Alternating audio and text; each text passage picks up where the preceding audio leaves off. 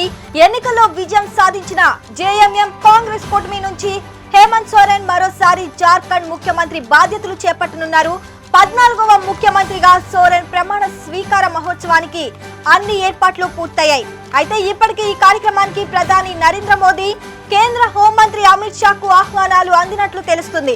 ముఖ్యమంత్రిగా హేమంత్ ప్రమాణ స్వీకారం చేయటం ఇది 4వసారి. ఎన్నికల్లో జేఎంఎం కూటమికి రాష్ట్రంలోని 81 నియోజకవర్గాల్లో 56 స్థానాల్లో విజయం సాధించింది.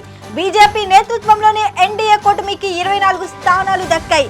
దీంతో తిరిగి అధికారం దక్కించుకున్న హేమంత్ సోరెన్ తన మంత్రివర్గాన్ని ఏర్పాటు చేయడానికి రెడీ అయ్యారు. ఇక ఇవాళ సాయంత్రం 4 గంటలకు జరిగే హేమంత్ సోరెన్ ప్రమాణ స్వీకారానికి ఇండియా కూటమి ముఖ్య నేతలు హాజరు కానున్నట్లు తెలుస్తుంది.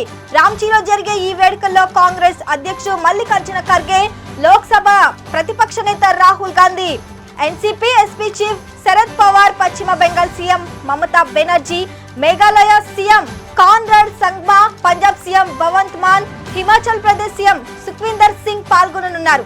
జార్ఖండ్ లో వరుసగా 2 సార్లు ఏ పార్టీ ఘన విజయం సాధించలేదు.